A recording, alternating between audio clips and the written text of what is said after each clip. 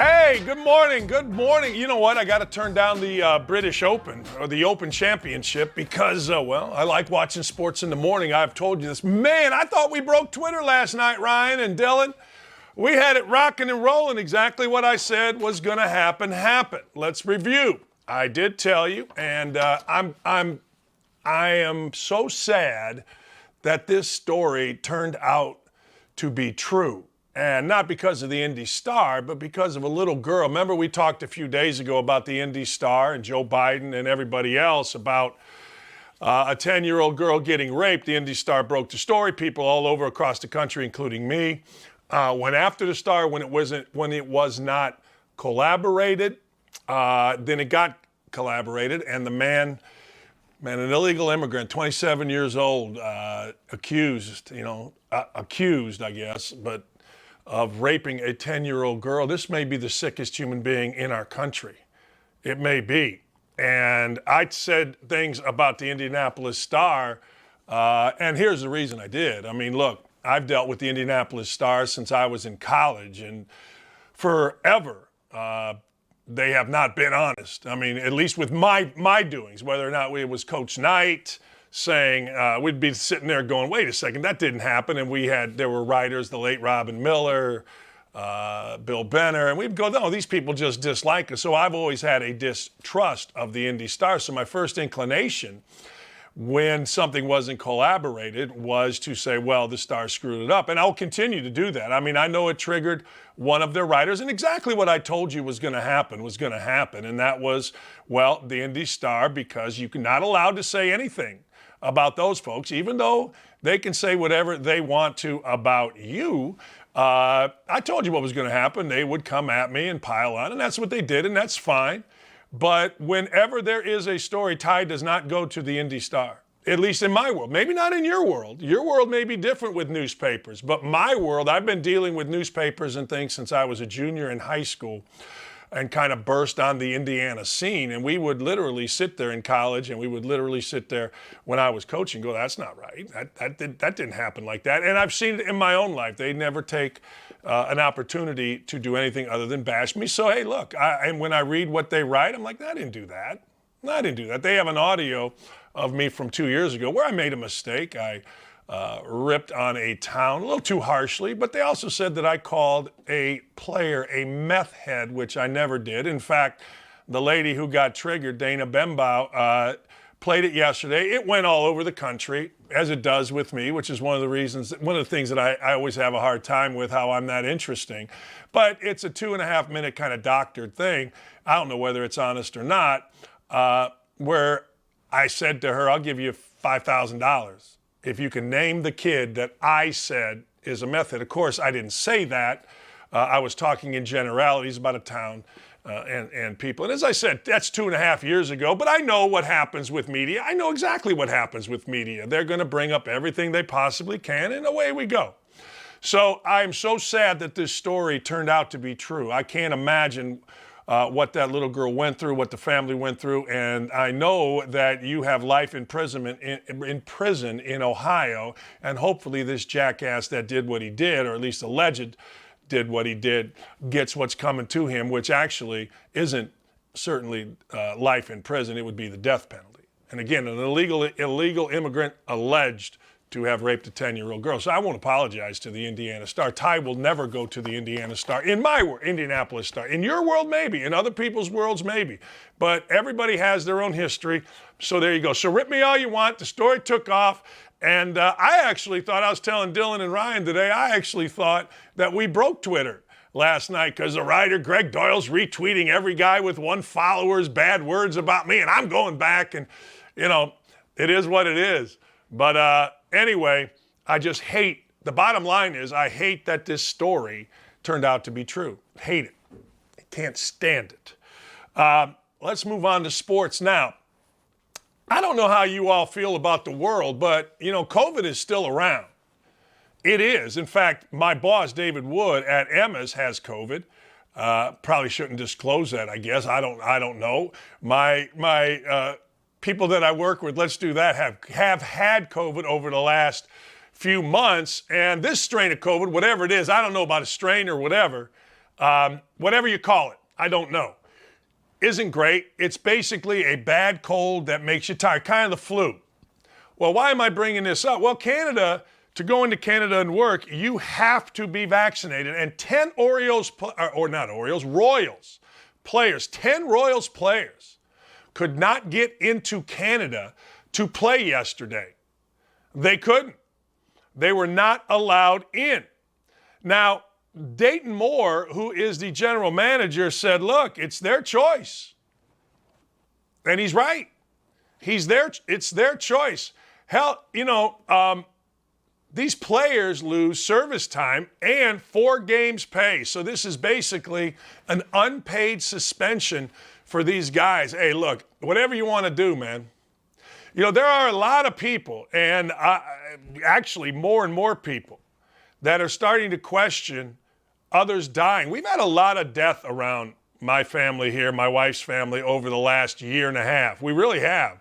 In fact, we just had one of my wife Lee's best friends growing up, her ex-husband's brother, my stepkid's uncle, suddenly got seizures.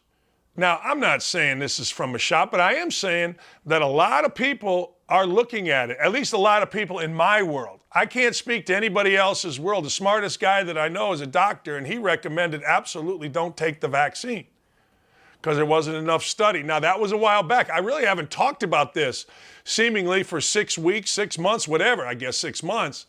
I don't know. But what I do know is this. To go play in Canada, you must be vaccinated.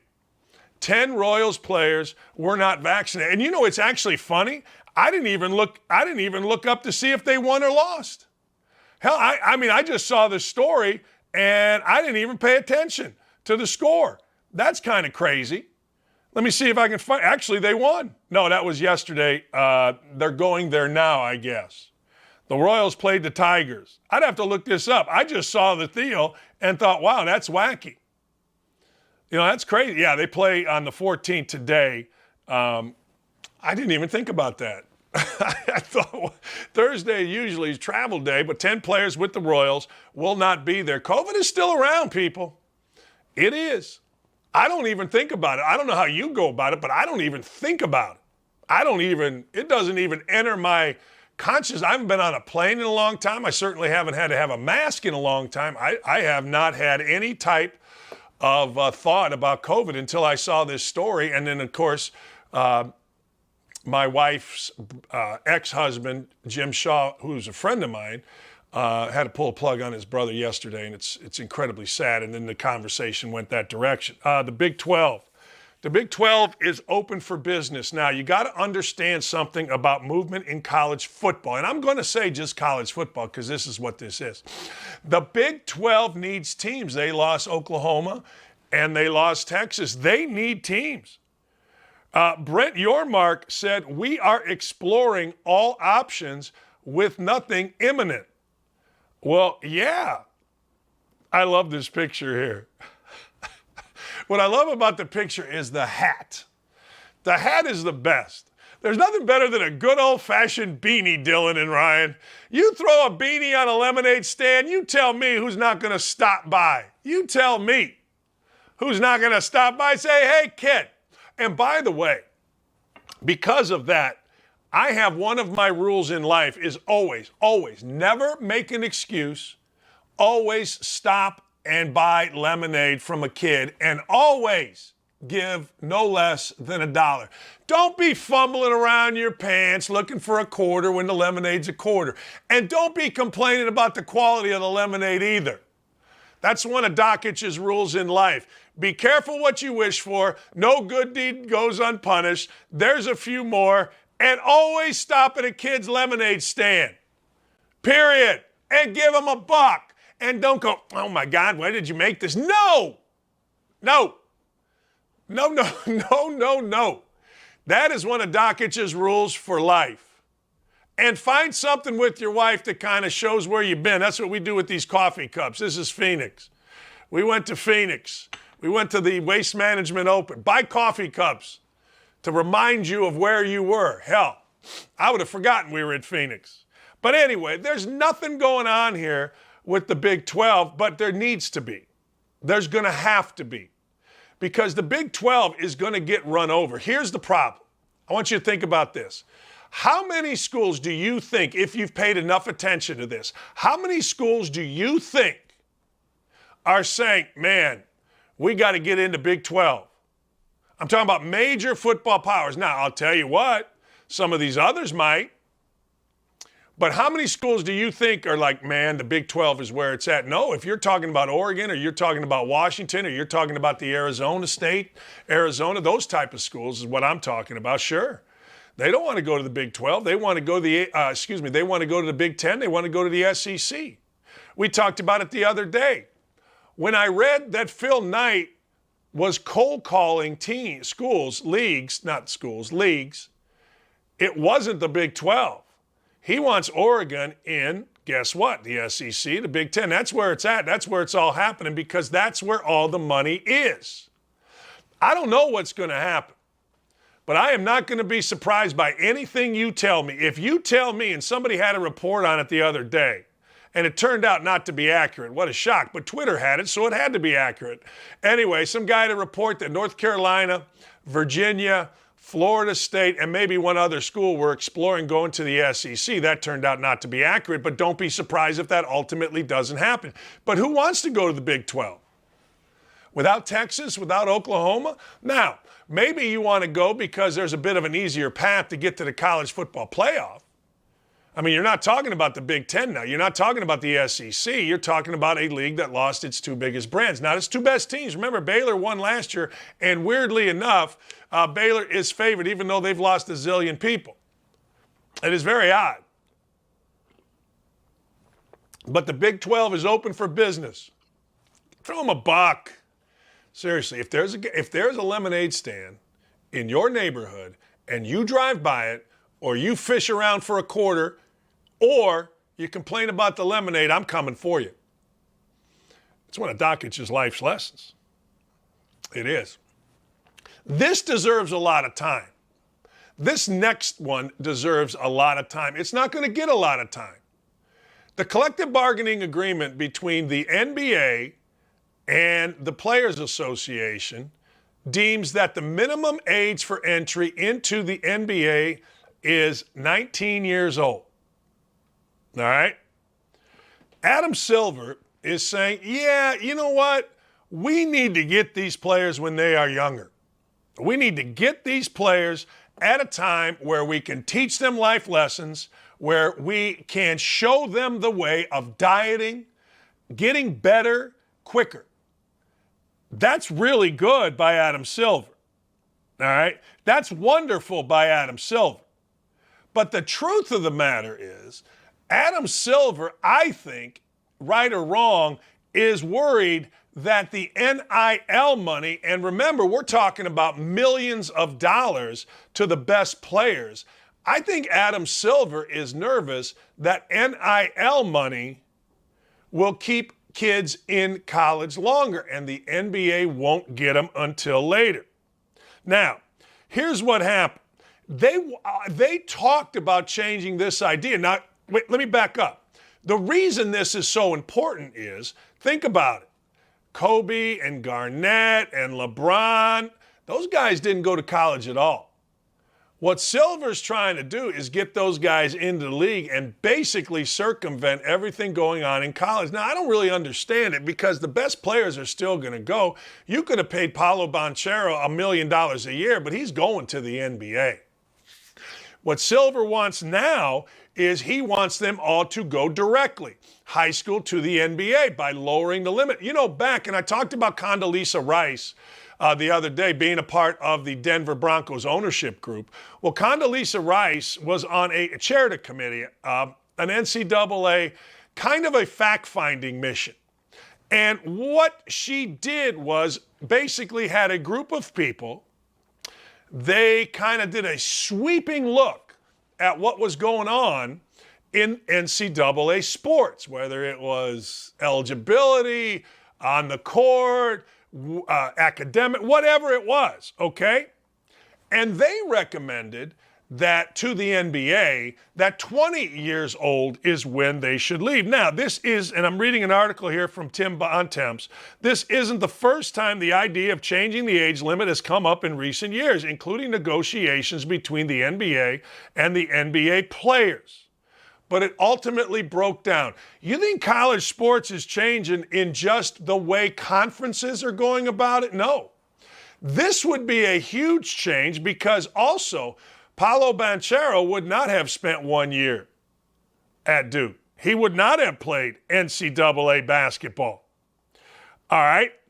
Adam Silver said this change from 19 to 18 will clearly be on the table in the upcoming collective bargaining discussions. So they are going to sit down, the NBA ownership, leadership, and the NBA players are going to sit down and figure this out. Now, I don't know what is good about it. Silver calls it the right thing to do. I don't know. It's based on, this is Silver talking, it's based on a larger conversation than just whether we go from 19 to 18. But I'm on record. When I balance all the variables, I think it would be the right thing to do, and hopefully that's the change we will make in the next collective bargaining agreement cycle, he said, which will happen in the next couple of years. Well, all right. Silver in the past, now here's part of the article that gets interesting. Silver in the past, and he just admitted this, always wanted it at 20 years old. He wanted an older player coming into the league. That helps the league. Think about it. When you go to Duke or North Carolina or Indiana, Purdue, wherever, whether you are a great player or whatever you are, your games are on national TV. Look, you go to Iowa, your games are on the Big Ten Network. That's national TV. Every game, every day is on national TV, and you build a fan base as a player. So you build this fan base as a player, and now you move into the NBA, and guess what? You take that fan base with you. But here's what's getting weird. High school kids, Instagram, TikTok, Twitter, everything, they have built a fan base. Some of these kids coming out of high school have millions of followers, all right? They have millions of followers, so they already have a fan base. It used to be you had to spend a couple years at North Carolina, you're in the top 10, you get to the Final Four, whatever it is, and everybody knows who you are. Now it's just different. Sing this crazy song. Dunk with your ear. And you too can become a YouTube sensation.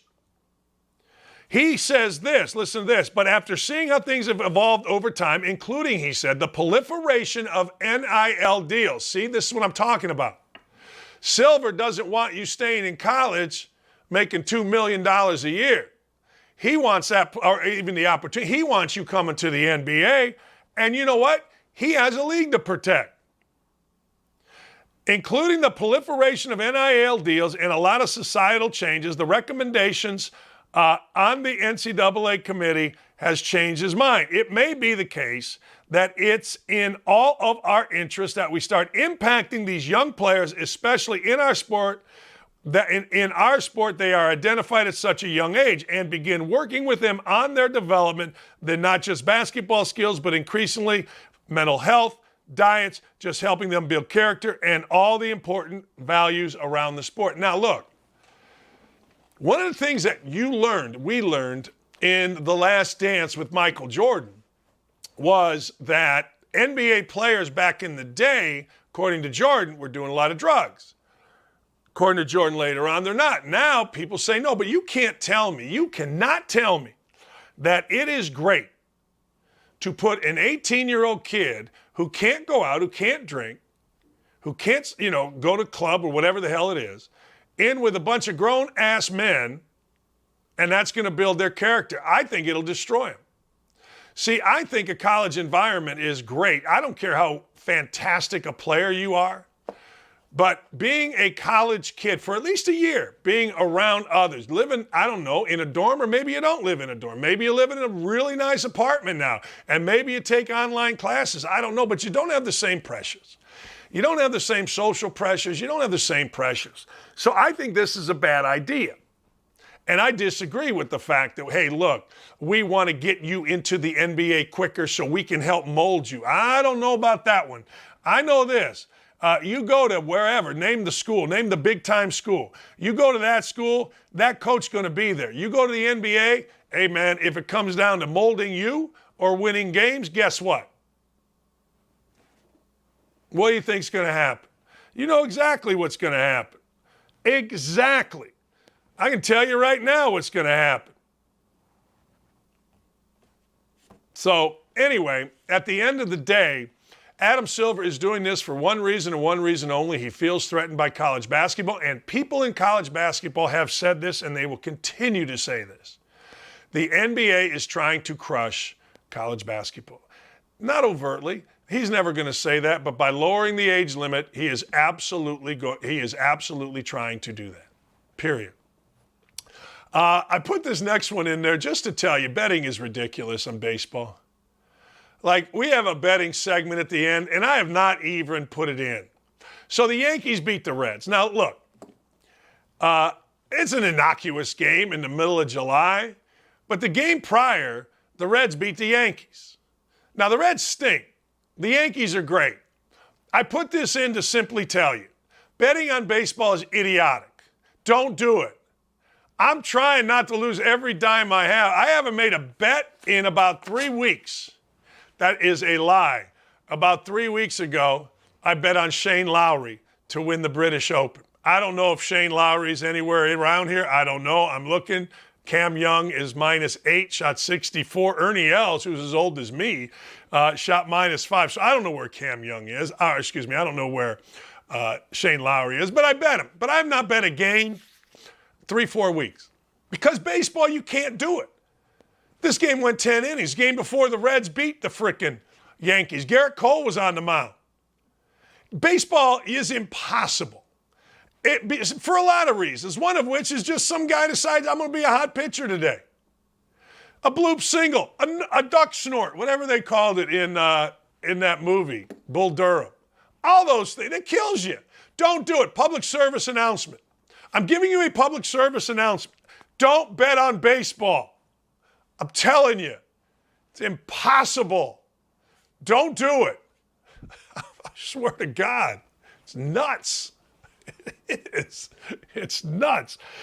Oh, man, I like this. You know, we take for granted in our country so many things.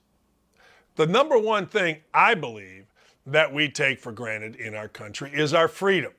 We get born here and we just think we're free.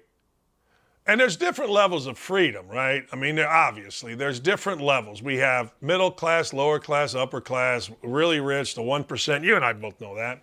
We have all that. But the freedom that you have to get your ass to work, the freedom that you have to go about your daily job, to go about the business of being an American is there. Now, we complicate it, right? We got addictions, we got social media, we got all this stuff that gets involved, right? We got all this. Okay, fine.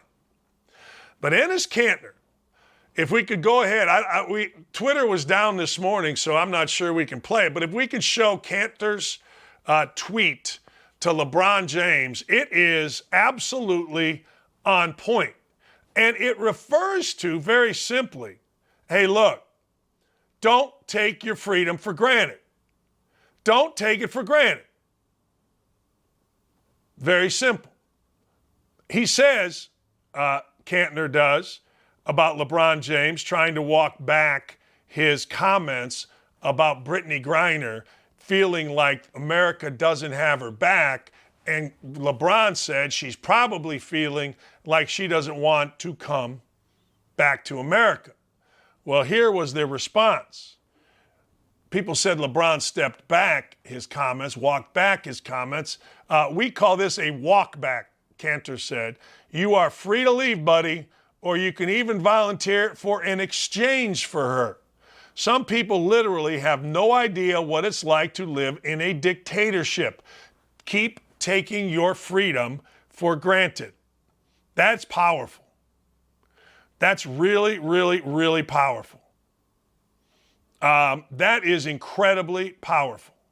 That's one of those things because obviously Kanter is a Turkish citizen who has been through the ringer, who has had all kinds of unspeakable violence happen to his family, and he understands it. But I do think we live in a time right now where we absolutely take our freedom for granted. Are you kidding me? We take everything for granted. We think a dust-up on social media is a big deal. You know what I'm saying? We think a newspaper article is a big deal. These dudes, like in Turkey, I believe every young man has to enter the army. I wished, and I'm older now, I wished I had to do that. I will never forget the terror. And Vietnam was over. But the terror when I had to go to the post office to sign up for the draft. I remember going, Dad, I paid attention to this. There's no draft, right? No, you just got to go to the post office and fill out this form. You have to do it. Well, in Kanter's world, everybody's got to go spend at least a year in the military, maybe more. In Kanter's world, dictatorships have cost the lives of his family members and his friends. It's cost them their life. We worry about a tweet. Hey, he tweeted this. Hey, Dockage dissed me. Dockage ripped me. We worry about that. And LeBron James, totally out of line, obviously. Like, look, let's be honest. I said this yesterday, and I'll say this again. Let me use an analogy of a very good friend of mine, very close friend of mine, was in a German jail. Do you deserve to be in a German jail? Yeah, probably. Got caught doing something illegal. Went to a German jail. There was not a thought of us trying to get the president to get him out. There was like, I got a call. I'm dealing with this at like 3 a.m. And I'm like, hey, I got the call because my college roommate, Uwe Blopp, German, his dad, German lawyer. So we had to get a hold and get him out. It's hard for anybody that isn't a professional, I guess, athlete or a bazillionaire to think in terms of, well, the president of the United States got to get me out. Now, I've called for the president of the United States to get her out. I have and I will. Absolutely. It's been long enough. Trump would have had her out, in my opinion. But the fact of the matter is, what does LeBron James want her to do? Go to England? Go to Russia? What does he want her to do? And good for Enes Kanter, because Enes Kanter, got to tell you, man, Enes Kanter knows a little bit about living under a dictatorship. And we do take our freedom for granted. We worry about so many little ancillary things. No question. Hell, I'm worried about, not worried, but I'm talking about whether or not the Reds are going to beat the Yankees. It's awesome. No, it really is. All right, when we come back, the great Chad Withrow joins us. Let's talk some football. Yeah, that's right. Let's talk some foots. I want to talk some AFC South. I want to talk who the best quarterbacks are. I want to talk who's done the most in the offseason. I keep saying, high five, I'm a Colts fan. When A.J. Brown got out of the league, I was good with it. That's right. Very, very good with it. We'll talk to the great Chad Withrow of Outkick 360 when we come back. I'm glad we didn't break Twitter last night. I mean, Twitter was going nuts on me last night. Oh, Dockage is a liar. Dockage is this. I'm a bad guy. I mean, if you read Twitter, I'm a bad, bad guy. All right, we'll be right back with the great Chad Withrow next.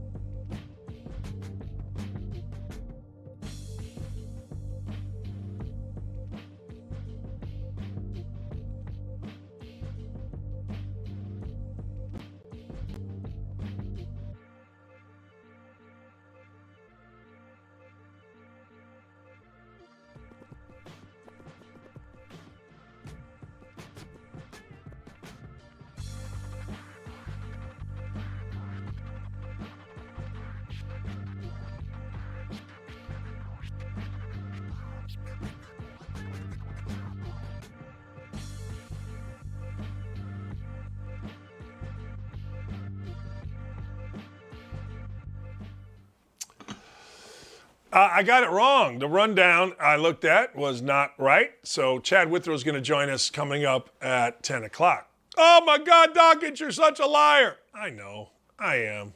Everything I say, everything out of my mouth is a lie. I did think we broke Twitter last night. I did think that I got the Indy Star, the whole crew going at me, firing them off. Every guy that has one follower that wrote a negative thing about me, my guy Greggy Doyle, is just pounding them out. Dockich is a liar. Dockich is this. He's a bad guy. I'm a great guy. I'm top 5. Now, I'm telling you right now, I'm top 5 guy you'll ever meet. I'm a good hang, too. I'm a nice hang. I am. My wife likes me. Anyway, let's go to the Thursday Don't At Me Awards. Dun, dun, dun, dun. We need music for this, I think. I hate this. I hate this. I absolutely hate that E.J. Liddell, rookie, second-round pick, trying to make the Pelicans, tore his ACL. You know, there are 2 sayings, right? There are a lot of sayings, but, you know, God only gives his strongest, or God gives his strongest the most that they can handle or something like that. Well, I got to tell you, that kid is strong. And that kid is tough. And that is a great kid. That's not a good kid. That is a great kid. And E.J. Liddell fell in the draft. I think a lot of people thought maybe he would go at the end of the first round, maybe early in the second round. He didn't.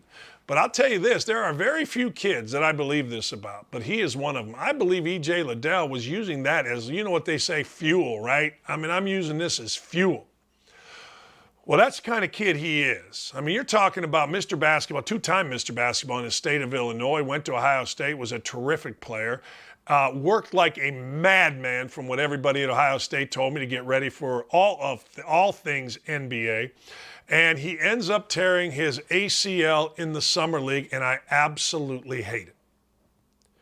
Here's to a full recovery to E.J. Liddell. I hope E.J. Liddell comes back better than ever. I know Chris Holtman and the staff at Ohio State believe that he will, but I absolutely hate this for a great kid.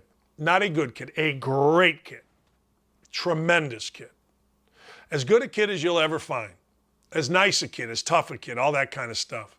I remember watching him in one of his first practices at Ohio State.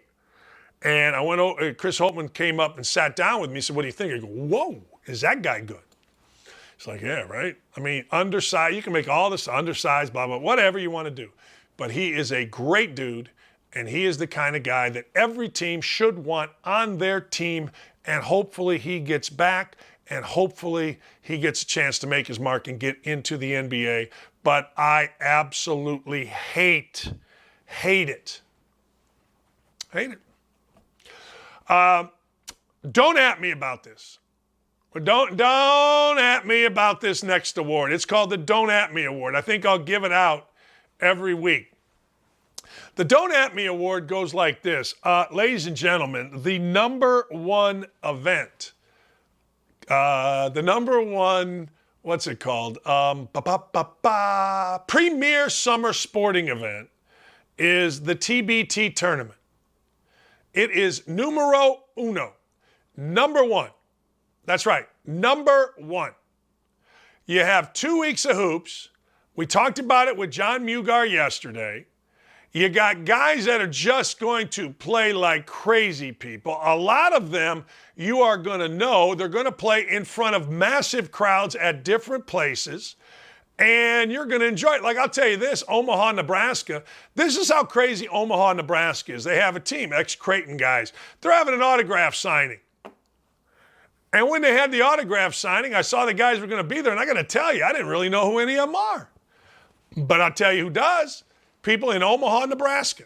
People in Omaha, Nebraska know these folks. So people in Omaha, Nebraska who regularly fill their gym to the tune of about 22,000 people every single game, every single home game are going to be there. We saw it in Wichita. Dayton, Ohio, where I'm going, is one of the best college basketball towns in the country.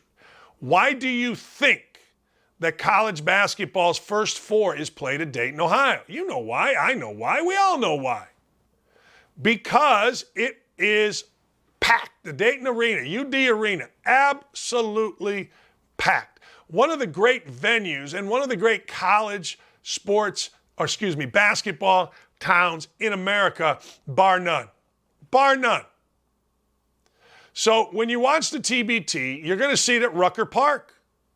Rucker Park as is, under the lights. Guys balling in a park. I'm telling you, you are going to love this. And if you want to get more information, just go to thetournament.com. And they've got everything you need, every bracket, when it starts. It starts on the 16th. What's today? The 14th? So it starts Saturday. It'll be on ESPN, ESPN2, ESPN3. It'll be on all kinds of different stations for you. And I'm telling you, you'll love it. You will. You'll love it. All right. I should do 20 minutes on this guy. I don't know nothing about this guy, but I like this guy. I like this guy a lot. All right, you ready? Here it is. I like that guy. That guy right there. I'm going to say his name wrong. Cillian Murphy. He is Thomas Shelby on the show Peaky Blinders. I got to tell you, Thomas Shelby is one of the great characters at Netflix. And look, Netflix has a lot of great shows. We know Breaking Bad is terrific. It's on Netflix. Now, it didn't originate on Netflix, but it's on Netflix. So Tommy Shelby, a.k.a. Cillian Murphy, when he is on, he is on. Like, you can't stop watching him. In fact, he's the kind of guy that, take out the violence and the psychosis and all that kind of stuff. Take out all the crazy stuff, right? When he's negotiating with you, you're screwed. He makes the worst crime sound reasonable. Well, you're going to house the guns and the ammunition, right? All I need you to do is hide the guns and the ammunition, which is a felony and you're going to die and all this kind. I mean, it's just the worst thing ever. Now, I don't know. I never knew who this guy is. He apparently was in the Dark Knight trilogy. He played the Scarecrow. But I got to tell you, Tommy Shelby, listen to this. Cillian Murphy. This is why I like him. He does not have a personal stylist or publicist. He travels without an entourage and often attends film premieres alone. He professes to lack an interest in the celebrity scene, finding the red carpet experience a challenge that he does not want to overcome. He practices a lifestyle that will not interest the tabloids. I haven't created any controversy. I don't sleep around. I don't go and fall down drunk. He prefers not to speak about his life outside and did not appear on any talk shows until 2010 when he came on the Late Late Show to promote Perrier's Bounty. My man is, I don't know, awesome. Awesome. He is the best actor, the best character on any show on Netflix. Now, I understand there are a lot of shows. I understand that maybe Peaky Blinders isn't for you. I'm just telling you. And if you'd like to tell me who you think is better, is a better character, please feel free to do so. But in my world, Thomas Shelby, look, Peaky Blinders, they wear a hat, one of those, I don't know, flat, hat, and in it they got razor blades. And they cut out your eyes if they need to. Peaky Blinders by order of the... Actually, truth of the matter is, everybody in that show is a damn good actor. I mean, Tommy Shelby's got a crazy brother, Arthur. Arthur has demons. Arthur killed a man. Arthur is insane. Arthur's into the opium. All right? Sill, yeah, Ian Murphy. Look, when you turn on Netflix, and we all really obviously learned about Netflix when? We learned when, the pandemic hit. But when you turn on Netflix, there are so many great characters. Like Boardwalk Empire, great characters. Great characters. I've talked about Breaking Bad. Yeah, I know Breaking Bad was on another channel, but right now it is on Netflix. But you cannot get me to agree anytime, any place, anywhere that There is a better character than Tommy Shelby in Peaky Blinders. He does the Jack Donaghy. You know who Jack Donaghy is? Jack Donaghy is the man and the funniest show ever, 30 Rock. And Jack Donaghy, being a business executive, says this.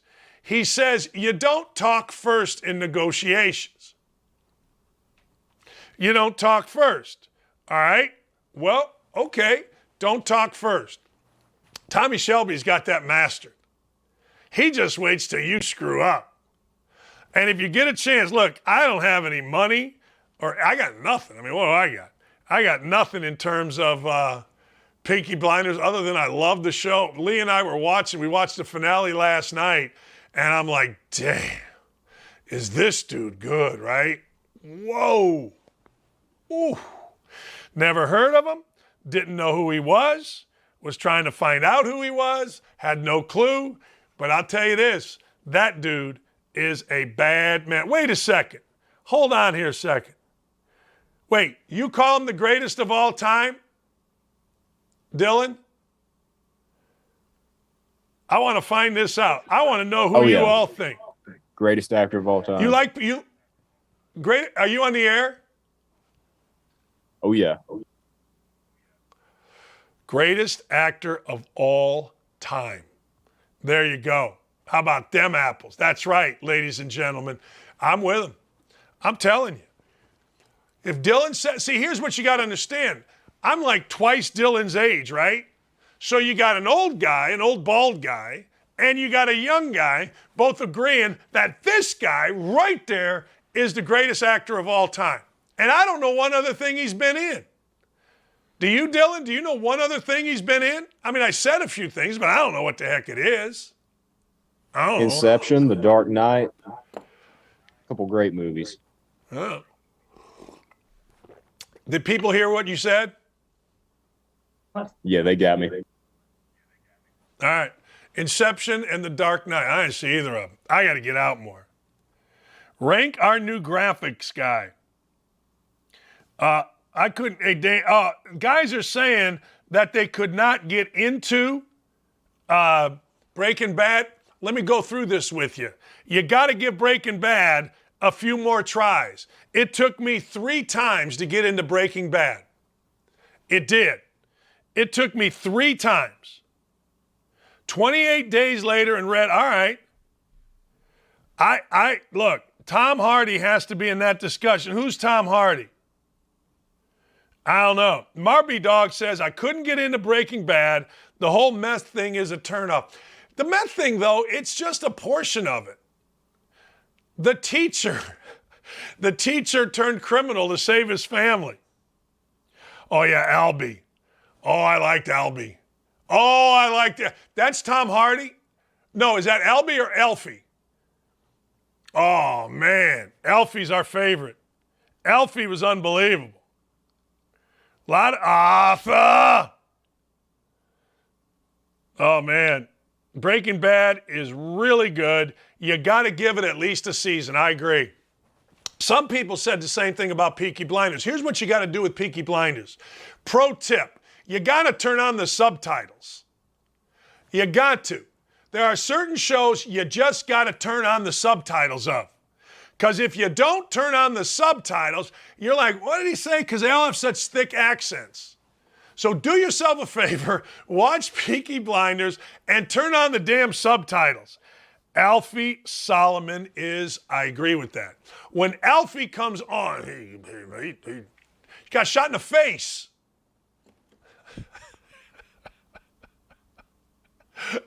He got shot in the face. Come on. Those of you on the YouTube chat, keep it coming. Yeah. See, Kirk and others are saying captions got to be on. Do yourself a favor, watch the show, and turn the captions on. Because you're like, well, I'm always, and my hearing's great, but I'm always like, hey, Lee, what'd he say? And I think Lee has super ears. She can hear something. It's like, she's like, Dan, this is a bird. She goes, people think this might be great. She can hear everything. Like if I go like this in my teeth, oh, you would think I just smacked her upside of the head the way it rings in their ear. It's like, stop. Super ears. Oh, Nick Chaplin, I disagree. Here is Van Pastor, man, and I agree with this. I do agree with this. When you turn the closed caption on, it's too much like reading. I do agree with that. I do. Have a whiskey and a dot, and you got to put your cigarette and hold it like a gangsta. Anyway, America's best athlete. Hey, what the hell are we doing around here? Seriously, what are we doing around here? Did you know that yesterday inflation reached its highest point in like forever? Inflation. Oh, look at this picture. Inflation hit 9.1%. Now, the projections were supposed to be like 8.6. So it went up half a percentage point. Now I want you to think about this, and I'm going to go back to something that I have said forever, and I will not stop saying this. I know there are other things.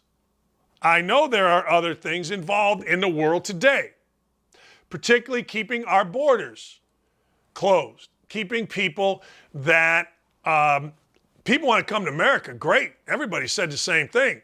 You know, most of our parents came or grandparents came and they did it through Ellis Island or they did it through the right ways. Now you've got people pouring over the borders. But I've always said this, and I will continue to say this, and I will not say that. I will not stop saying this from my president.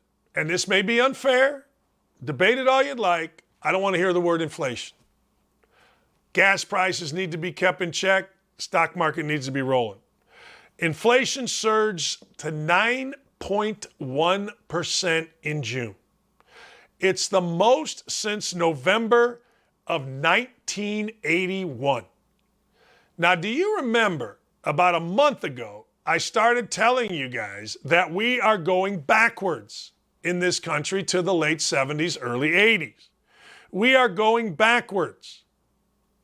We are going back to a time when we had gas lines. We're going back to a time when we had this type of inflation. We're going back to a time that really there was something called the misery index. I can't remember what it was. It was like inflation plus gas prices. I don't know.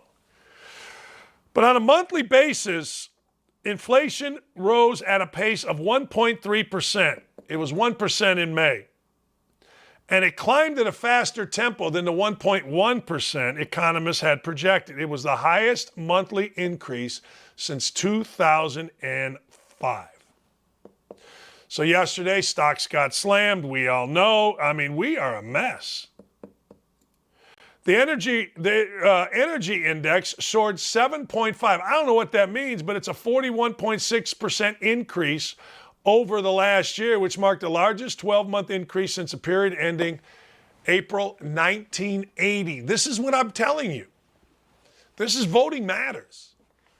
Like, you can say whatever you want. I know that people defend their person that they got to defend, and I know that part of defending is crushing those that you disagree with.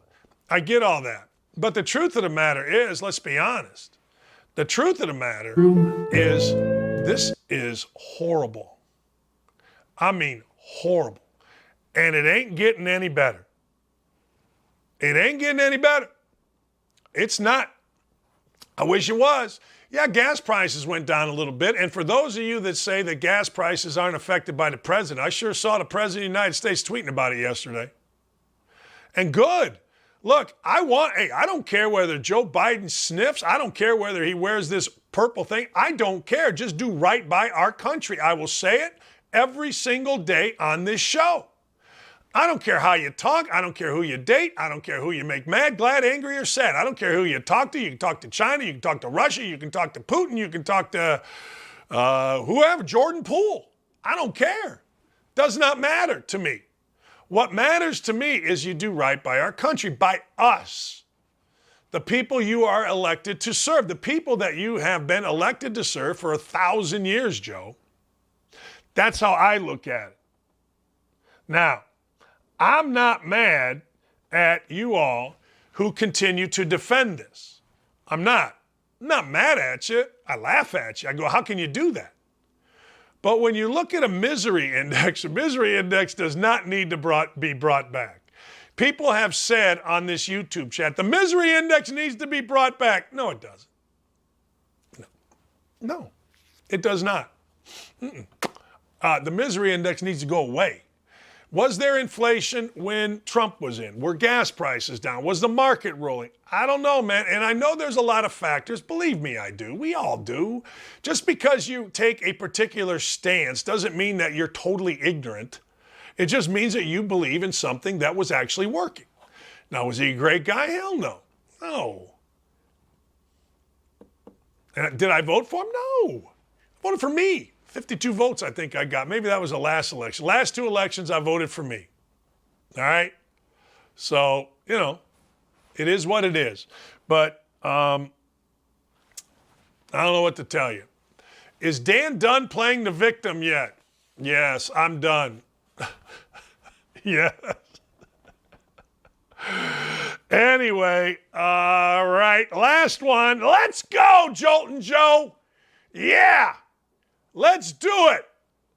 Joltin' Joe Biden. He keeps talking about just a little bit of breathing room. Hey, Dylan, do we have it all queued up? Let's play a little bit of breathing room. With a little breathing room. To give families just a little bit more breathing room. Give them a little bit of breathing room every month. Providing some extra breathing room for families. And my dad would just say, just a little breathing room. We're just looking for a little bit of breathing room. Or as my dad used to say, just a little more breathing room.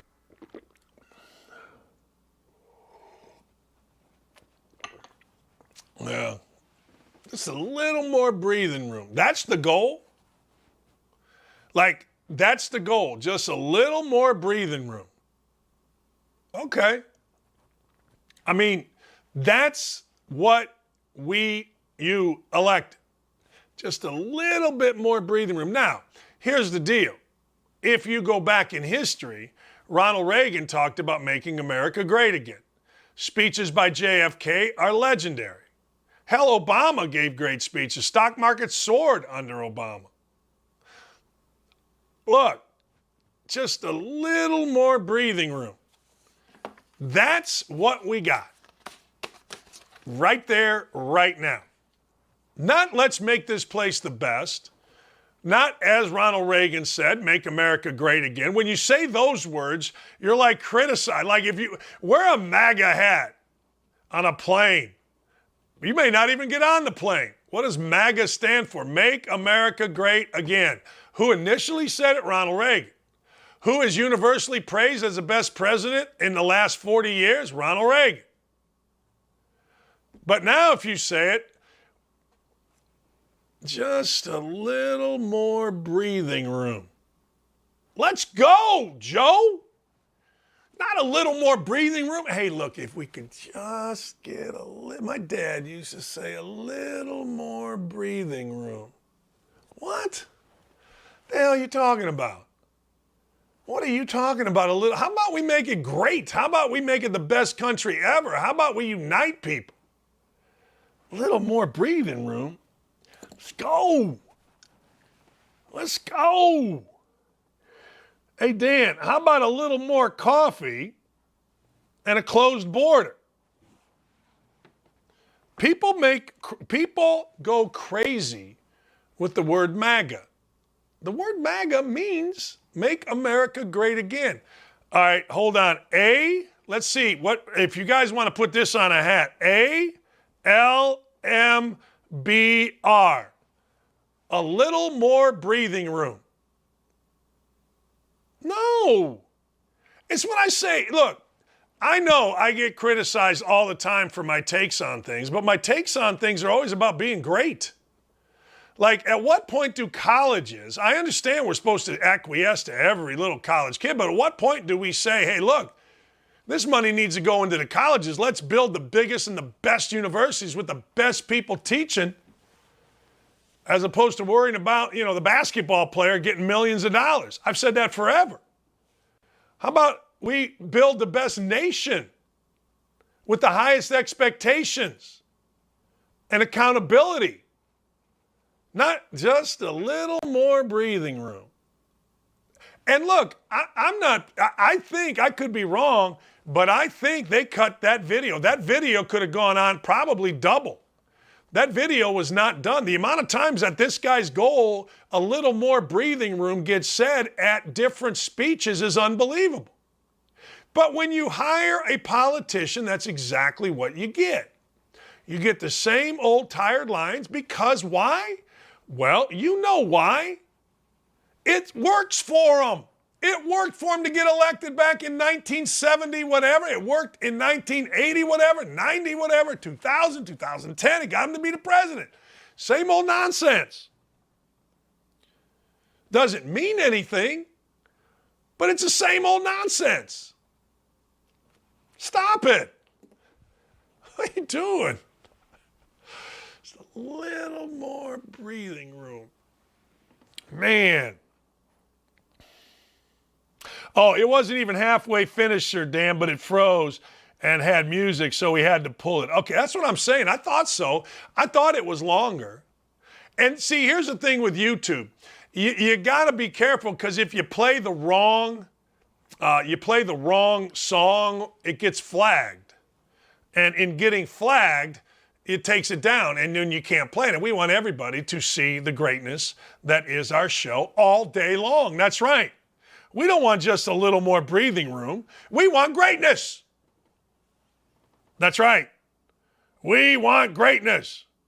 Am I still being crushed? I probably am. Anyway, at the end of the day, Violet, I don't know who that is, Violet Jogarant, but I assume. Inflation. Man. All right, let's discuss. You ready? We're going to talk to Chad Withrow. We're going to talk to him about the AFC South. We got mean tweets. Last night was a great night for mean tweets. Oh, man, my guy Greggy Doyle of the Indy Star, if somebody had one follower and said, Dockage is a lying sack of crap, boom, retweet it. Dockage is the worst piece of blank ever, boom, retweet it. Come on. Hey, what are you going to do? I just do. I got a little show in my basement, and I got a little show, midday show, just a little show. I didn't know I could move the needle. I'm still coming to grips with that 15 years later. Oh, man, we're going to talk to Chad Withrow. We're going to talk to Chad Withrow, and when Chad speaks, you know what we do? We listen, damn it. And he doesn't want just a little bit of breathing room. I'll tell you what we're going to do. We're going to give him a lot. We're not Joe Biden and him. Little more breathing room. No. We're going to make America great with Chad Withrow from Outkick 360, which, by the way, Dana, isn't a company. It's a show. Outkick is the show. That's the Indy Star writer that I keep saying doesn't get her facts straight. She put out that I'm working for Outkick 360. Chad and the fellas had a good time with it. It's a show, Dana and Greg. The show is Outkick 360. The company is Outkick. This show, don't at me. We're going to give Chad a lot of breathing room next.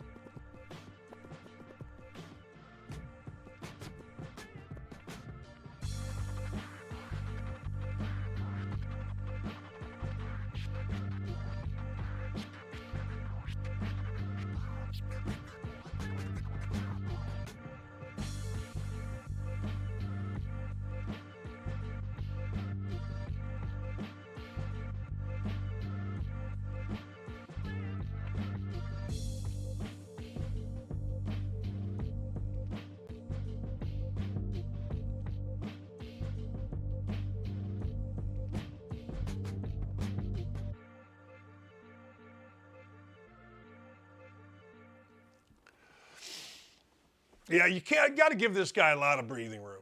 Yeah, you know, you hear him, you know him, you love him. Chad Withrow, Outkick 360, all across not only Tennessee, but the nation, ladies and gentlemen. All right, big dog.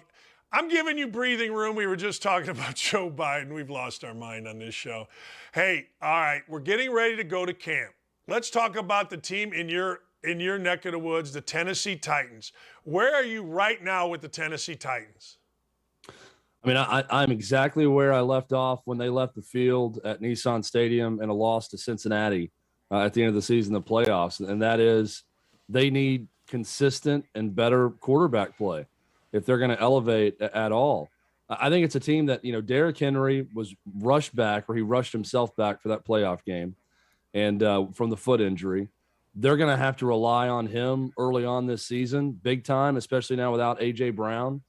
And bringing in Treylon Burks, I mean, the guy, you know, he was having a hard time finishing practices from a conditioning standpoint back in minicamp. So he's going to need to be good early, and he's going to need to be really good by the end of his rookie year if the Titans are going to reach anywhere near their expectations right now. I think the defense, Dan, is good, especially what they're bringing back.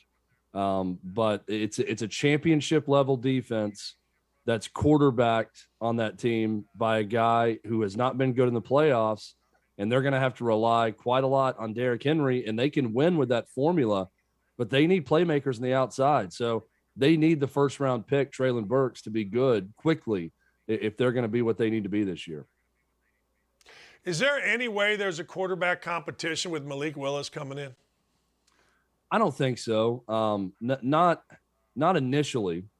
Now, look, if it gets really bad, you know, we said this when Ryan Tannehill came in with Marcus Mariota as the quarterback, right? When Marcus Mariota was there, it was all, oh, it's not a competition. It's Mariota's job. It's no problem. And it was his job initially, and it really wasn't a competition leading into the season. But what happened was Mariota was bad, and he was awful in Denver in a game. And the next week, Ryan Tannehill was a starter, and he never looked back. So it's not a competition right now. I think that there's probably an avenue for Malik Willis to get some playing time with specialty packages for him to get him in the game a little bit. But no, I don't think it's any type of competition right now. Ryan Tannehill's a starting quarterback, and he knows it. You mentioned Burks not getting through in OTAs. What about Willis? How was he in OTAs? He was fine. You know, it was one of those where you see a little bit of good, you see a little bit of bad, but physically he looked the part. He's a bit of a non-traditional quarterback looking guy. He's a stocky dude. You know, you get him out there and he looks like he could almost be a middle linebacker playing the position. But I thought he was fine. I thought he did a nice job. You know, overall, it's interesting. You look across the league, Dan, and you know this well being there in Indianapolis. You have the teams that the top 10 guys in the league, okay, they've got their quarterback. They're stable with it. They know exactly what they have. And then I throw the Titans, I throw the Colts, I throw everyone else in the mix. Not that they don't know who their starting quarterback is in 2022, but the future at quarterback is uncertain for those teams and for pretty much everyone else. So you've got this rush to either get the guy if you don't have them, or you see different ways of going about this. Let's look at Seattle, for example. Seattle didn't even try to get Baker Mayfield because I'm guessing their thinking is Baker Mayfield's a good quarterback. He's not the franchise quarterback we want in the long run. So we'll play with these two scrubs at quarterback, be terrible, and draft in the top 3 a year from now with a chance to draft our guy who's going to be the long-term solution at quarterback. Why take a half measure when you can take a full measure at that position? So there's different teams weighing options in different ways. Some are saying we want the guy who's good enough to be pretty good right now and get us to around 500, while other teams are saying we'd rather bottom out and then go take a chance on someone else. I think the 49ers, the Rams, are showing this. Jimmy Garoppolo was perfectly fine. He won a lot of games for San Francisco, but he wasn't good enough for Kyle Shanahan. So he went out and drafted a guy, and he's going to give that guy a chance. And guess what? If Trey Lance isn't good enough on a rookie deal, he's probably going to go find the next guy or try to find them because they know that it's all about the quarterback. And the Rams are the perfect example of that with Matthew Stafford taking a chance to replace a pretty good guy with a really good guy, and then it paid off for a Super Bowl in year one. I'm interested to see if other teams follow suit with that plan. Well, let me stay with the quarterback, and what are you guys thinking? What are you saying Trevor Lawrence is going to have? What kind of year is he going to have this year, in your opinion? Trevor Lawrence is, I'm a little different from my co-host on Outkick 360 on this, in that I'm just not sure about him. It's easy to say Jacksonville was a mess, top to bottom a year ago, and offensively they were a mess. So you give the guy a complete mulligan, but I mean, he wasn't good. The bottom line is, of rookie quarterbacks, he showed some flashes of his ability that he showed at Clemson, but he wasn't very good. So, I mean, I guess I'm willing to give him the benefit of the doubt and say, hey, rookie year, bad situation. Let's see how it plays out this year. But I'm also not sitting here willing to say, oh, it's a slam dunk. It's no doubt. This guy is going to be a top 5-10 quarterback quickly in the league. And that's what he needs to be. I mean, he was drafted number 1 overall. He was thought to be the best quarterback prospect since Andrew Luck was drafted by Indianapolis. So if he's really that guy, it's going to hit pretty quickly. I mean, I think it starts to hit this year, where you look around and say, okay, this guy's the real deal. This guy is a top 10 quarterback, and he's going to be a top 5 quarterback in short order. If not, then, we're left with a lot more questions, just like we were after this past season. Yeah, I'm with you. I think he's I don't like using the word X factor, but, I'm not ready to discount Jacksonville totally. I mean, let's be honest, a guy that can come in. We saw it with Andrew Luck here. A 2-win team became an 11-win team when Andrew Luck was drafted, after they let Peyton Manning go. I mean, quarterback, hell, we saw it with Joe Burrow. Cincinnati, awful. Guess what? You got a quarterback. The other way. Patriots, great. Oh, my God, Belichick, greatest coach ever. Guess what? No more Tom Brady. Oh, boy, we're not in the playoffs. So I'm not ready to discount Jacksonville totally. But I do agree with you. I just think Trevor Lawrence wasn't great. And maybe it was Darrell Bevel. Maybe it was Urban. Hell, I don't know. But bottom line is, he wasn't very good as a rookie. He was not at all. And I'm completely with you. And again, we've seen the ability. We saw it at Clemson. We saw it in very short flashes a year ago. But I got to see a lot more of that before I crown him anything. And, you talked about the coaching elements in Jacksonville with that, Dan. It's interesting to me to see. I was talking about the quarterback situation is a different place and how it's viewed by coaches. The old guard in New England and Seattle. You've got Bill Belichick, you got Pete Carroll. I have no idea what the hell Mac Jones is either. That's another quarterback situation after 1 year that I just don't know. I'm not ready to bury the guy yet, but I have no idea. I know that they threw the ball 3 times with him in a game and won. Now, you can say they trust their defense, they won the game, the win was bad, all of that. But I could also come back and say that's a team that doesn't really trust their quarterback that much. And it's a rookie also. I get all that because Buffalo threw the ball a lot more with Josh Allen in that game. So New England with Mac Jones, is Bill Belichick's thinking, I've got a really good defense. This guy is serviceable, and serviceable is all I need at quarterback.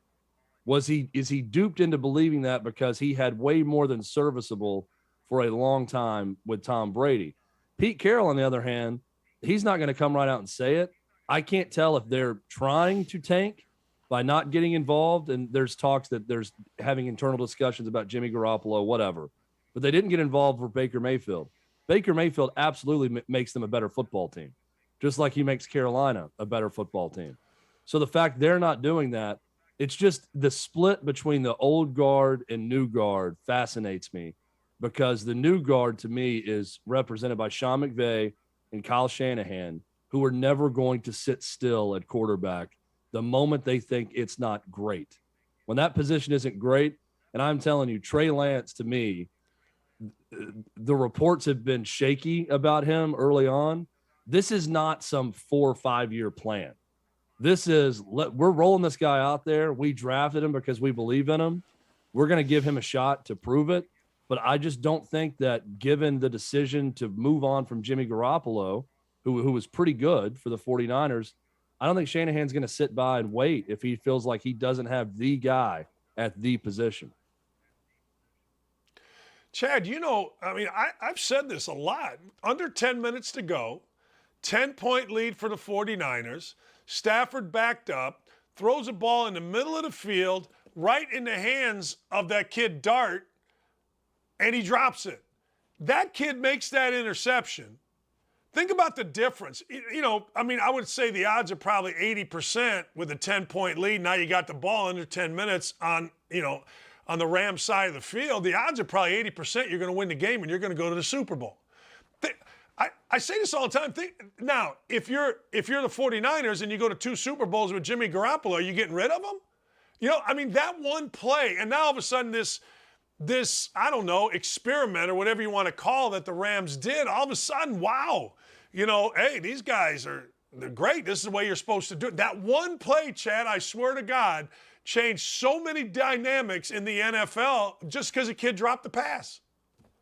It really is remarkable, the razor's thin margin between great success and success in the league, between mediocrity and being terrible in the NFL. The margin is so small that we are sitting here talking about, you're right, one dropped interception, and Jimmy Garoppolo, who had already been replaced, mind you, they drafted Trey Lance to replace him, was about to get past Matthew Stafford, who was traded in for because he was going to be the answer and solution, and he was going to advance past him, and the 49ers were possibly going to go on and win a Super Bowl. And instead, me and everyone else sitting here, we're praising Sean McVay as a genius for having the foresight to get rid of, all the draft picks and do everything they've done over the years and bulk up on some of the highest paid guys around the league and not care about, what is the phrase, the F them draft picks, I think is what they say. That they did all that. It worked. But if it doesn't, we're sitting here second guessing saying, boy, the 49ers wasted a top pick on a quarterback because Jimmy Garoppolo just won them a Super Bowl ring. It really is amazing because it's easy for you and I to sit here and, watch the Denver Broncos, a year ago and say, okay, they got to get better at quarterback. Oh, Russell Wilson. Oh, that's an upgrade at quarterback. Well, duh, that's easy. It's far more difficult to make the decisions like the ones we're talking about to get rid of a guy who had been to a Super Bowl, been to an NFC championship game, and move on from him to go get somewhere else.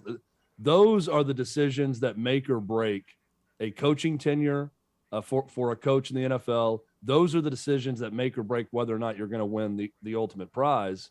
But the 49ers proved that, they made the decision and they still almost won the ultimate prize. They were still that close to doing it. Do you think Davis Mills is a long-term answer in Houston? Man, John McClain, who I respect the heck out of, and we have on every week, longtime NFL reporter, and he is ingrained in Houston and knows everything about that organization. He talks to everyone in that organization.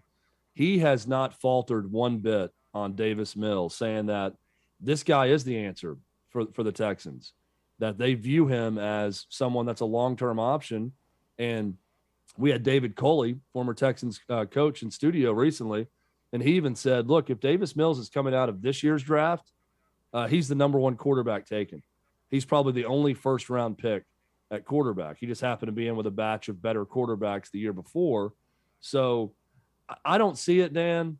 I think we're talking half measure versus full measure. I think Davis Mills is more of your half measure quarterback. I think he's good enough to get you to 500 or right around there.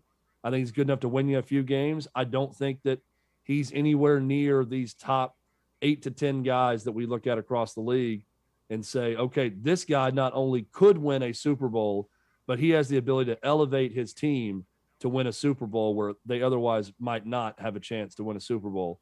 He's not one of those guys, but we'll see. He was better than I thought late in the season as they gave him a chance. But if I'm a Texans fan, I'm not sitting back thinking, man, we're set at the quarterback position for the next 10, 15 years.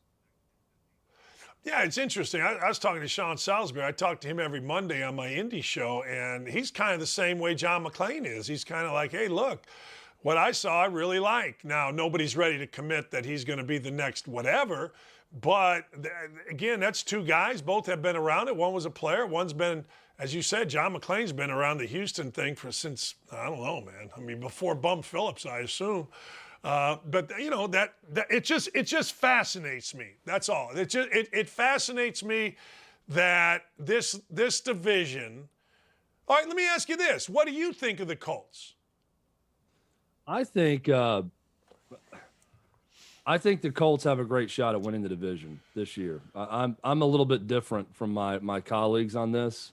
Now, I don't want to fall into the trap because I do feel like the Colts are one of those teams that, especially nationally, everyone kind of falls into that trap of, boy, the roster looks really good, but they really haven't won anything also. So I want to preface by saying this is a roster that really hasn't won anything and has been hyped up as they get hot over the course of a season, time and time again. But I do look at their team right now, Dan, and I think, you know, if Matt Ryan can be refreshed with this change of scenery, if he can be a Matt Ryan of, 2-3 years ago, then I think they got a good shot at competing with the Titans for the division. I would not be saying that if the Titans did not trade A.J. Brown away, because I think the A.J. Brown factor for the Titans is huge because they've got a really good defense, the Titans, and then you look at A.J. Brown in the mix, and it's kind of pick your poison with him and Derrick Henry. You don't really have that right now. Robert Woods better be really damn good coming in from the Rams for the Titans and coming off that injury. And Treylon Burks better be really good if the Titans are going to easily win the AFC South. Because if not, I see Jonathan Taylor. I see the Colts.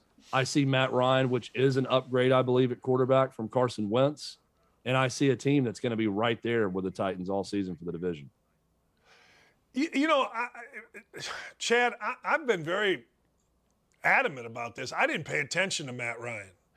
I know he's in the Super Bowl. I paid attention to the Super Bowl, but over the last few years, I didn't pay attention, not even a little bit. I'm not sure that I watched a Falcons game since that Super Bowl. Breaking it down a little more, what is if you've watched him, hell, you can just tell me you haven't seen him either, but what is your perception of Matt Ryan as a player? Not a leader. Everybody, he's the leader. Okay, as a player, what does he do? Other than can't move, everybody tells me. Yeah, I mean, look, he's I'd be lying if I said I'm watching Sunday Ticket to catch all the Falcons games when they're terrible a year ago. but I have watched quite a bit of Matt Ryan over his career. I didn't see much of him last year, but what I saw, Dan, was, and this can fool you at times too, because I thought the same thing about Tom Brady in his last season with the Patriots before obviously he was not done at that point. He is a statue. Matt Ryan is. He still has a next level brain as a quarterback. I mean, he sees things that all the great quarterbacks see, and he's a great decision maker with the football. I don't see that his arm has suffered much, over the course of his arm still looks really good. The one thing that I start to see with aging quarterbacks at times, and again, this can fool you because I said the same thing about Tom Brady as last year in New England. They start to get rid of the football a little bit quicker and hear steps maybe a little bit quicker than they would have otherwise. So their feel for the pocket and what's around them kind of speeds up a little bit. I saw some of that with Matt Ryan where he's throwing BBs at the feet of people just to get rid of the ball and throw incompletions, maybe quicker than he should have a year ago. I started to see a little bit of that. But I saw that with Tom Brady too, and that didn't mean a hill of beans. That was just a bad offense with New England because he goes to Tampa and he's, the greatest quarterback of all time once again. So that's really the only thing I've seen with Matt Ryan in terms of slippage. He had a bad situation last year in Atlanta when their offense was fully healthy and loaded. He was the same Matt Ryan, that led them to the Super Bowl not that long ago. So, look, we never know how much someone's going to be re-energized when they go somewhere else. So we could get a different looking Matt Ryan than we saw a year ago now that he's with Indy. I think everything we can talk about, all the foolishness in the offseason and how much we buy into hype or not, but every step he's taken this offseason to me looks like the right one and looks like a guy who's going to have, I'm not going to say a breakout season for someone who's had as good of a career as Matt Ryan, but someone who could have that re-energizing season because he's got some new scenery and new teammates. Yeah, it's funny. People ask me all the time, like, what do you think? I go, I got to tell you, I haven't seen him. Like, you're so right. Sunday Ticket is not put on Matt Ryan. Who do you like? All right, 1 through 4, and I'll let you get out of here. 1 through 4, AFC South. What are you thinking? I'm going to go, I think it's close again, but I think it's Titans. I think it's Colts. I think it's Jags. I think it's Texans. I do think that the Jags roster is pretty good, way better than what they've produced on the field lately. So I think they finished third in the division this year. But I also think, once again, I don't see a big surprise coming from Houston or Jacksonville. It's a 2-team division again. I think you got 2 pretty good teams at the top with the Titans and the Colts, and I think you got 2 really bad teams at the bottom with Jacksonville and Houston. I think that's the story of the division once again. Thanks, Chad. What you got on the show today? We got a lot. We've got Tom Rinaldi from Fox Sports, so a great essayist. Of course, did the All Madden documentary. He's going to be on with us. We got Tom Bolton from the PGA Tour to talk the British Open. We've got Ryan Silverfield, the head coach at Memphis, getting the perspective of the Group of 5 conference head football coach with all this conference realignment. So we got a lot of cool things coming up on the show today. We're really looking forward to it. Chad, I appreciate you, man. Thank you so much. Dan, always fun when I get a chance to talk to you, my man. Have a great rest of the show. Hey, thank you. Outkick 360, 2 o'clock Central, 3 o'clock Eastern right here, and it's fantastic. I listen every day. I do.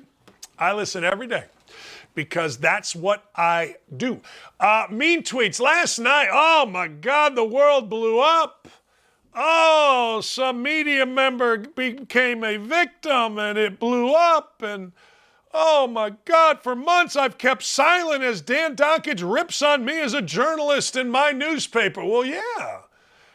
Because you're writing articles that say I called kid meth head, calling us liars. Well, yes. But today, when he went on a rant about how I lied about him calling a kid a meth head, I had to pull out our audio, because they say we deleted it. I ain't delete nothing. I don't know how to delete nothing. I couldn't delete nothing. Our audio. Oh, I'm sure that is just honest as heck. For months, I kept silent. I'm a victim. As Dan Donkage rips on me as a journalist. Well, I mean, be better. I mean, what do you mean to tell you? I don't know. I mean, don't say or don't write articles that because I wouldn't go swimming with some professor is violence. And my newspaper, your newspaper sucks. Calling us liars, I stand by it. But today, he went on a rant about how I lied about him calling a kid a meth head. I did, and I'll give her $5,000. I will give this lady, Dana Benbauer-Hunzinger, $5,000 if in this thing right here, in this audio, not that audio, because that's their audio, if you can show me the name of the kid, the name of the kid that I called a meth head. It's simple. I mean, if I called a kid a meth head, it should be on their audio. And, so what happened then last night, of course, all of the media came to their defense. Oh, my God. It was a celebrity event. Jason La Canfora, Jeff Goodman, Tim Doyle, not Tim Doyle. What's my guy here's name, Lee? Doyle. Greg Doyle. Oh, my God, all the writers on the Star and across the country. Danny Wolkin of the USA Today. Everybody had to chime in. Dockage is awful. Dockage is the worst. I hate Dockage. We hate Dockage. He's horrible. All right, I agree. I resent it, but I don't deny it. I'm horrible. I mean, I'm just supposed to, and this is what I told you was going to happen. I'm just supposed to sit back and take it. Write whatever you want. Shoot. Write whatever you want about me. Sit back and take it. No. So what happened? Well, what happened was this. It spawned mean tweets. The celebrities got involved. All those great writers got involved. All right, mean tweets. And there's a lot of them. Hey, Dylan and Ryan, I assume you had a field. We broke the internet last night. Greggy Doyle on the Star. Every guy's got 100,000 followers. Every guy with one follow that said Doncic sucks. Doncic is a liar. The boys from Louisville, Doncic is a liar. He's a liar. He sucks. He's horrible. Oh, my God. Blah, blah, blah. Hey, I don't know what to tell you. I didn't call a kid a meth head. It's right there in the audio. All right, I have to go to the bathroom. When we come back, we got mean tweets. And by the way, my wife just brought me a fresh coffee. We'll be right back. I gotta go potty.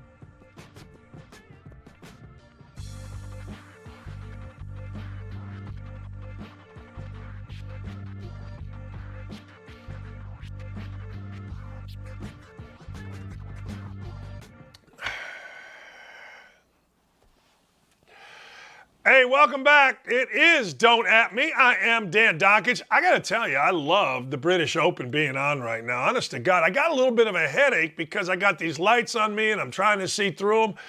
I mean, dudes are balling. I don't like the fact that a major is a birdie fest. Cam Young at -8. Roy McIlroy is teeing off on the last, as they say, the 18th hole. He's -5. Cam Smith, the guy that our friend Ryan Burr really liked, he's -5 as well. So there you go, shot 67 today on a par 72 course. All right, this is what, see, my guys Ryan and Dylan, they love reading the mean tweets about me. And last night was a cornucopia of angry.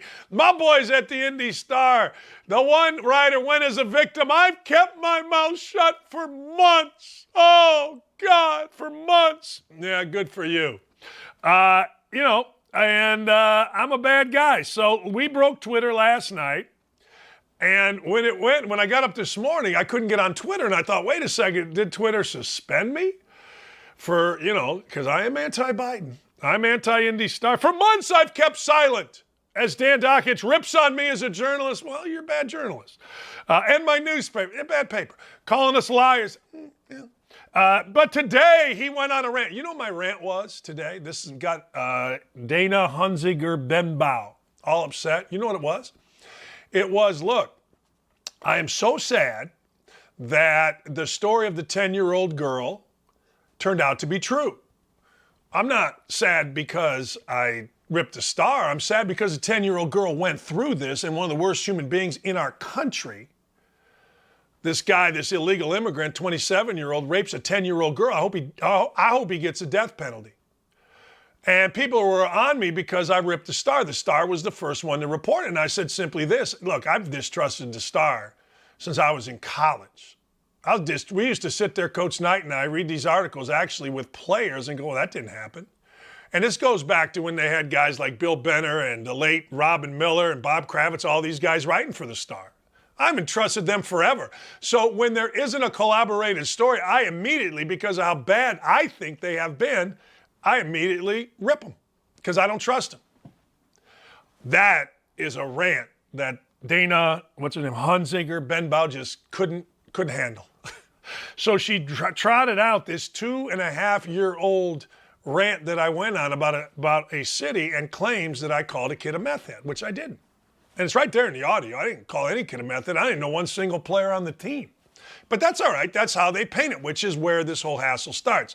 So that started my guys at the Star. Every guy at the Star and Jeff Goodman and Danny Woken and all the rest had to get out there. Dockich is horrible. Oh, my God, he's always the worst. I'm actually one of the great guys in America. But anyway, that spawned mean tweets. And I don't know where these guys got them from. Maybe it wasn't from them, but that spawned mean tweets. Oh, it hurts when the mean tweets come out. What do you got for me? Let's go. Let's go, big boy. His new Outkick gig is his ongoing audition for his role as Rush Jr. Oh, T. Clark GG. T. Clark GG listens every day. Now, I got to tell you, I am 6'5", 200 today. I'm down to 245 after what I just did to the bathroom right there, maybe 243. I ain't auditioning for nothing. This Outkick gig is the most fun gig you can have because I work with great people. I can do it in my underwear. I don't. And I get to talk about stuff that I like to talk about, which I like to talk about, well, sports. Love talking sports. Politics, society. Look, I minored in sociology and African American studies, majored in telecommunications. I'm the perfect guy for this job. At T. Clark GG. That might be Greg Doyle. He spells it with 2 G's, the writer for the Star. This is not an audition. This is my life's work. And as I almost turn 60, which I do in about a month, might be my last work. Today might be my last day. Hell, I don't know. So stick it, T. Clark GG. Salute. He listens every day, that guy. Dylan, Ryan, that guy listens every day. Sometimes he's with me, sometimes he's against me, and I'm all for him. Give me the next one.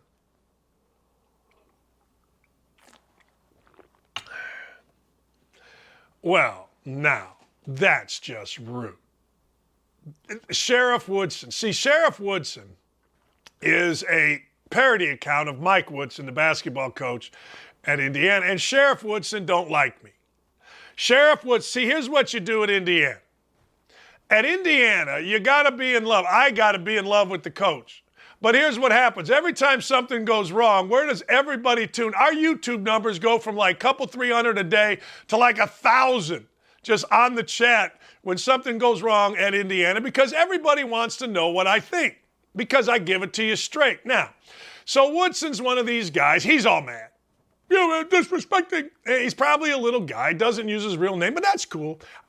I actually muted him on Twitter. I don't block anymore, but I mute. Got tired of it. But I got to tell you, there are two names that I've been called my entire life, Dan Jockitch and Dan Dickich. And I go back to 5th grade with them. Oh, Dan Jockitch, I got Jockitch. What are you going to do? I figured at some point people would be beyond that, and they were. And then guess what? Twitter shows up. And the geniuses of Twitter, you're Dan Jockitch. I'm also Dan Dickich, Dan Cockitch. I'll give them all to you if you'd like. I mean, when your name is Dockich, you got a lot of different ways you can go. Just change one letter. What else you got?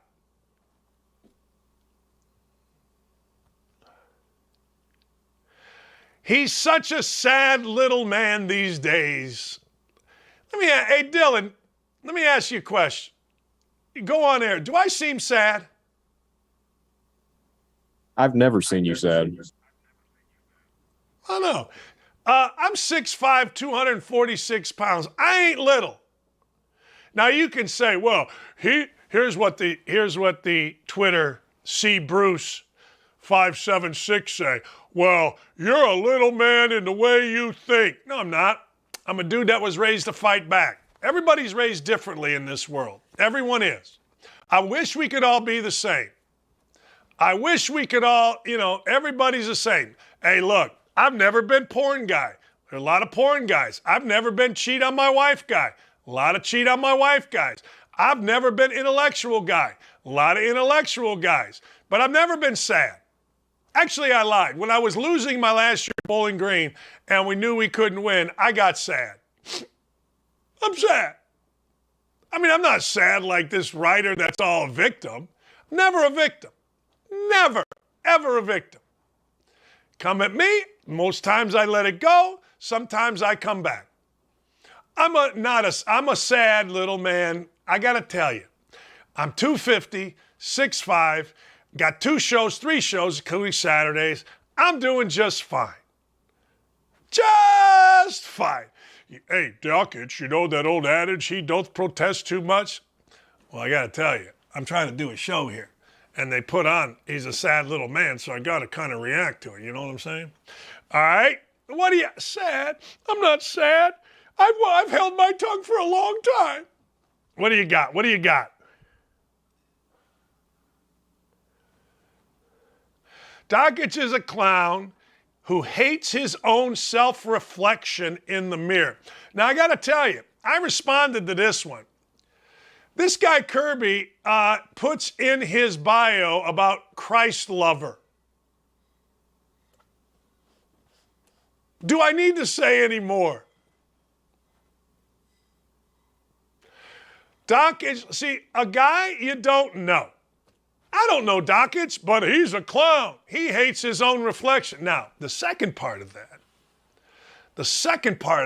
all right, there's two entities to the part I hate my own reflection. If you looked at this in the mirror and you just looked at it on the surface, you would hate your own reflection. Like, I think I look better like this. I think I look younger. Don't I look younger?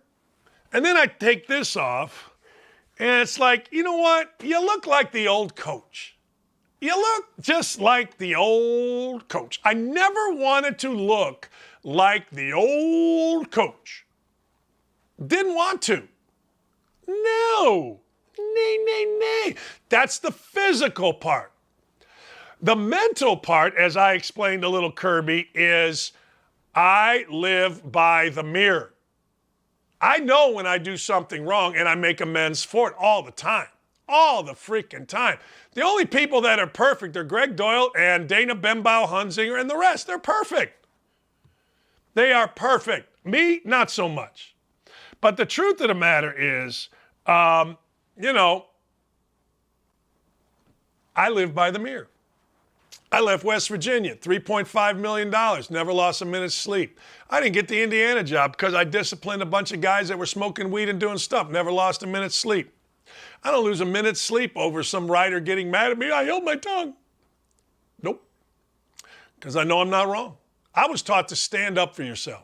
I was taught by the great Tom Dockich and the great Bobby Dockich, stand up for yourself. My neighborhood, you stood up for yourself. Not saying it was any kind of tough, but I stand up for myself. And I got to tell you, when I'm wrong, I know it. And when what I see in the mirror, I live by the mirror. That tweet's also a little bit redundant, Dan, because he says your own self-reflection. Who else's self-reflection would you see? Kirby's an idiot. Kirby is an absolute, he is what he is. Look, I always look at the bio. I don't always look at the bio. Sometimes I should. I got in trouble because I didn't look at the bio once. But the truth of the matter is, I live by the mirror. And if some little writer that has written crap about me don't like me and wants to get mad and I held my tongue, good. Hey, don't bother me none. So Kirby, I don't like this. I'm not mad at you. I do like it better than when I used to pull my hair this way. You guys, Dylan, you and Ryan didn't get to see that. You didn't get to see the greatness of the swoosh, we called it.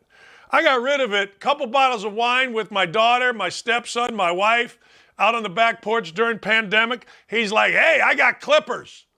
So I got rid of the hair, and here we are. Yeah, I don't like what I see in there, but I love what I see in here. I love it. I love it. What else you got for me?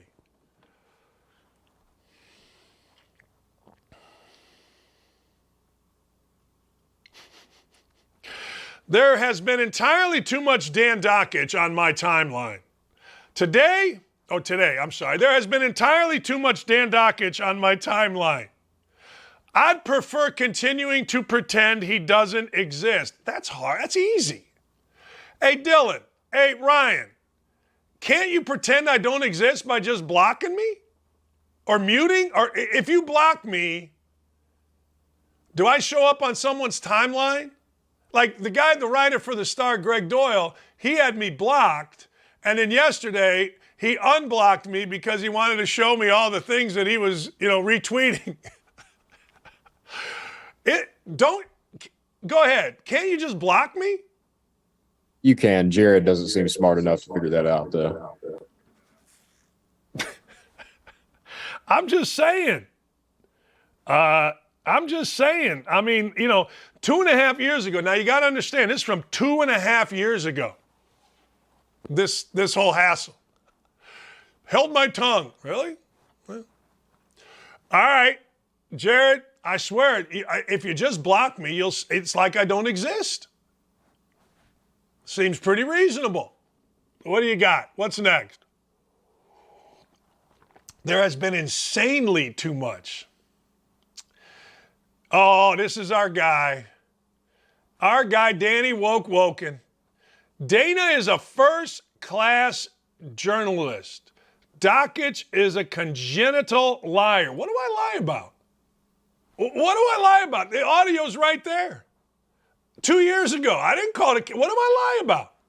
This is the same guy that said I'm racist because I used a white guy for tattoos. What did I lie about? I don't know. What, you tell me. The audio is there, even though they doctored it or they got their own quote audio. What did I actually lie about? What have I lied about? Everybody says I'm a liar. What did I lie about? What? All right, let's get. Do we have a little more from Danny Woken here? Do we have a little bit of Danny W? Do we have a little bit of Danny W's history? Well, hey, walk me through this. What was this about? So that was him talking to Tennessee's athletic director at the time. and basically just trying to help him with the PR when Tennessee was about to hire Greg Schiano as coach, when a lot of fans didn't want Schiano just because he was associated with the whole Sandusky thing that went down. No one was saying he was involved in it, but just didn't really want to hire someone from that situation. And Dan basically called me as a Tennessee fan, the rest of us Tennessee fans, idiots for not wanting it. So, but Dan's obviously a first-class journalist, as we can tell here by his text messages. His journalistic integrity was in question. Is that what you're saying? I'd say so. See, I don't really get into that, but I do love it. I remember. I'll help. Not sure they'll listen. I know he's a very good coach and is about the right stuff. Well, he wasn't wrong about that. Schiano is a good coach. I mean, but hey, look, when people don't like you that are journalists, you're doing okay. And they came at hard. They came at Double D hard last night. I mean, they weren't messing around. I mean, I swear to God, I woke up this morning and I thought we broke the internet. I did. Whole lot of liars. And what else we got here? Let's see here. Man. I don't know, but everybody gets mad. Everybody gets angry. Everybody wants to get all over. I am undeniably unbiased, but Dan Dakich is the literal worst. That comes from unbiased sports fan. I'm not just the worst. I'm the literal worst. Dan Dakich is the worst. Literally the worst person on TV. Come on. The worst person? Now, I appreciate you watching me, but I got to believe the real Dan B. Garza doesn't know that I haven't been on TV. I mean, hey, look, I don't know. You guys tell me, but I haven't been on TV. Dick Garcia. Every single time I go to these guys, they're always from Louisville, West Virginia, Michigan State, always. So I look up Dan B. Garcia. Louisville. Louisville people hate me because I came at their radio station. They hate me. And I like them. I like Louisville. But every time when I look up people, it's always the same thing. Louisville student manager. Okay. I am literally the worst. It's always the same. West Virginia fan base because I left. Michigan State fan base because I said Miles Bridges has no game, and I asked a couple of their students, what, you couldn't get in Michigan? Jokingly, and everybody lost their mind. Indiana because I'm mean to the Hoosiers. He's mean to me. Or the Indianapolis Star, or Dan Wolken, or some writer. It's all good. Bring it. Don't matter. What else you got? Oh, man. What a tool. You know, my wife says that once in a while when we, you know what I mean? You know what I'm saying there, big boy? Yeah. Mr. Fusion, 85. Let's see where Mr. Fusion's from. I guarantee, you're not allowed to do this, right? Everybody says, well, you're not allowed to look people up. What? I always look them up. I'll tell you what else Pat McAfee taught me. Pat McAfee taught me, because look, man, you got to search yourself on Twitter. I don't even know how to do it. Mr. Fusion 85, Louisville, Kentucky.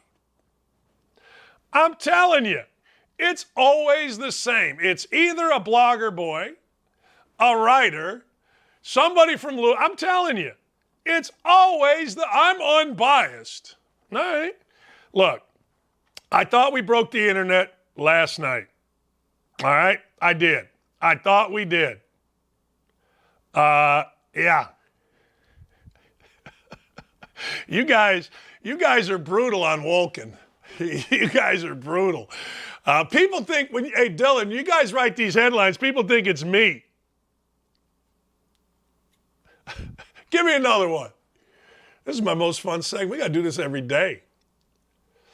Dan Dakich is the worst to ever do it. Hell, I'd take Bill Walton over on the mic any day. Well, I mean, I would too. But I got to tell you, here's the deal with that, all right? I got to tell you, the guys at ESPN, my bosses, they were like, hey, you're the best to ever do it. And I'm just saying. I mean, I don't know what to tell you. I don't.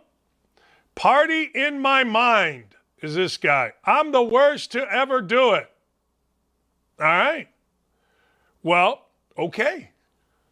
I am not the worst to ever do it. In fact, there are, well, maybe I am. I don't know. The worst to ever do it? Look, I don't want to call anybody out. I don't want to, say anybody's name. But I know this. There's a lot worse than me, Pint WRLD, I think. Any more? That's it. Man, see, here's the deal. I still don't understand, and I don't, 15 years in, how my words spread nationally. I'll give you a story. One day I was walking my dog, and this is a few years ago, and this was when the NCAA players were trying to unionize.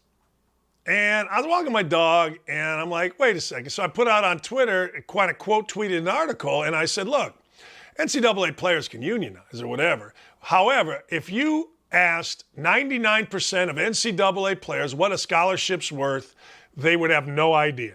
And I mean to tell you, that blew up. I mean, that blew up crazy. The New York Times had it. Next thing you know, I'm getting a call from Bob Lee's show to be on Bob Lee's Outside the Lines. I'm like, yeah, sure. I mean, every little blogger boy was killing me. I mean, crushing me.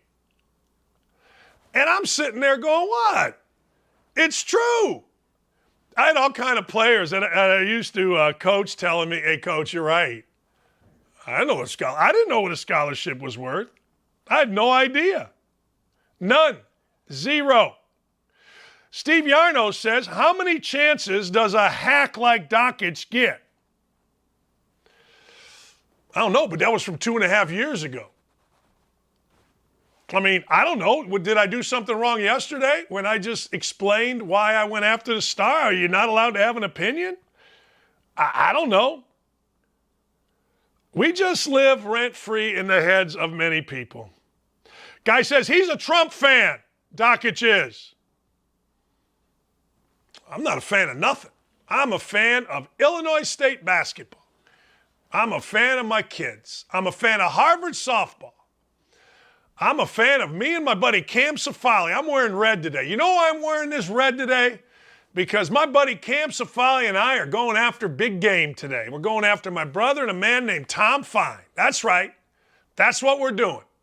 Tom Fine is in my sights. I got to go to the ATM. Because it could get expensive today, but I'm wearing Tiger Woods red.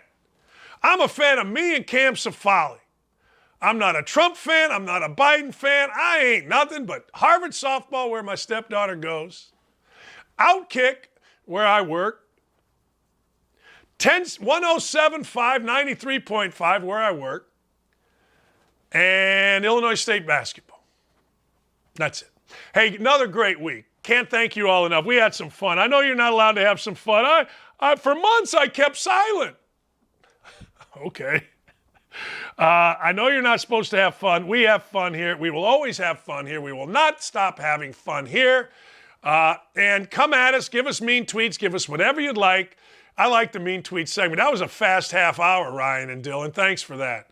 You're going to come up with a ton. I got a call from Virginia. I don't know who the hell that is. Let me ask you guys a question. Do you answer your phone if you don't know the number? Ryan, do you? Or Dylan, do you? Do you answer your phone if it comes up a number you don't know? No, never. Do you answer your front door if someone knocks?